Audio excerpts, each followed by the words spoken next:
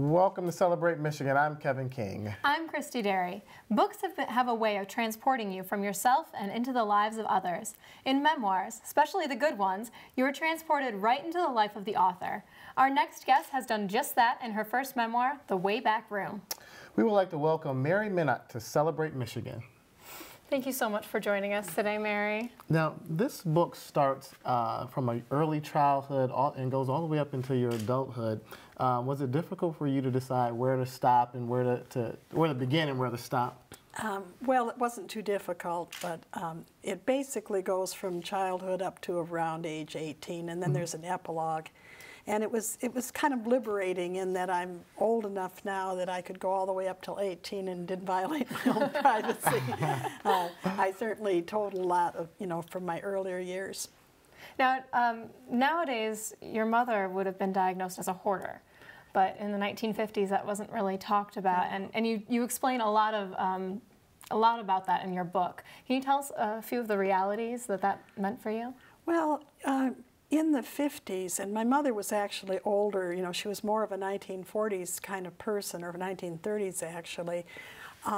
In the neighborhood especially, women took great pride in keeping a clean house. And my mother was known as a bad housekeeper, which sounds almost as ugly as the word hoarder. But she used to say herself, I just don't seem to be able to keep a clean house. And she suffered greatly about it. Nobody knew that it was a condition. She was irrational about what she wanted to keep. And she just couldn't change. But that was one side of her. And was that something that she wanted to change, or was that something that it just wasn't in her? Or? Well, I don't think she wanted to change it because she didn't want to get rid of her stuff. Right. I mean, she loved her stuff, and I've read since, now that we know about hoarders and now that it's been studied, there's a certain amount of creativity in people who keep things. They imagine that they'll find uses for things, and sometimes it's absurd, but it's an impulse to save, and it's very difficult to live with a person who's a hoarder or who's a bad housekeeper, as it were. We have some pictures that you have included in your book that I'd like to show real quick. And maybe you can tell us a little bit about them as we see them on screen. Okay. Well, here's the cover of the book, The Way Back Room. Yeah. Well, in the cover, it's interesting. We weren't sure whether to put the Holy Redeemer complex as the cover or to put a skyline. And my editor found this particular skyline that was taken from the 1940s. And I was in the middle of doing something when he emailed it to me. And so I said, well, let me think about it. And what I wanted to know, I didn't want to tell him because he's not a Detroiter, was whether it was taken from the east side or not. It was a west side book. And I couldn't figure it out. Where's that taken? And so I decided to go downtown, because I live right off of Fort Street. And I turned onto Fort Street, and there it was. Oh, wow. So that was the right picture, and that's the way it would have been when we walked downtown. And the buildings are still there. Okay.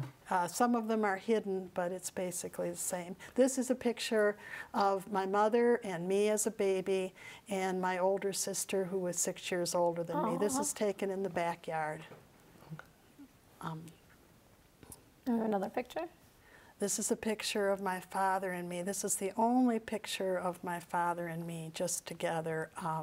My father, as people will learn who read the book, my father died when I was 6. And this is a picture that I found in his wallet, along with a picture of my sister. So he had both of his girls in his wallet. You must treasure this picture. I do, and it was not in great shape. This is a picture of the whole family. Once again, the only picture that I have of the whole family. Now, what was it like for you? You were 6 years old when your father passed away, and you weren't allowed to go and see him right before. No, he was in Harper Hospital, and the rule then was that children under 12 weren't allowed to go and see people in the hospital. No. So I waited in the waiting room. It was very difficult, and once again, I mean, I think that the book shows how little we knew about psychology back then. I think people of working class, middle class, we all know a lot about psychology now, and we've learned that in the last 20 years, but no one thought to, think this little girl should see her father. Right. They thought I was too young to remember. Let's back up and talk about what made you want to chronicle these experiences in your life. Well, that's a good question. I'm not sure why. I mean, it wasn't that I thought I was going to do it for a long time. I mean, I've been a poet for a long time, and I was writing a lot of narrative poetry. And I also moved back to the house where I grew up, and that's probably the catalyst, because I lived there from '96 until just about 3 years ago. And when I moved back, it was so compelling to see the same sunlight, the same moonlight, and the same park, right across from Clark Park. And, I was starting to see that the neighborhood has more continuity than people would think, and I think I wanted to write about it because of that. And the title, The Way Back Room. That's my mother's junk room. Okay. Oh, really? Was it in the way back? It was way back, yeah. Oh, Yeah. okay. Is that a way of paying respect to her, or just kind of just a note to self? Oh, you always remember that when you look at this book? Well, it's a complicated story, and it's a way of paying respect, but it's also an attempt at some humor. And it's kind of odd. We called the room the Wayback Room because we were tenants when we first lived there. My mother and father came in 1934, and the old man who owned the house kept I guess it was his office in the back of the house. And then my mother bought the house after he died, and we'd already named one bedroom the back room.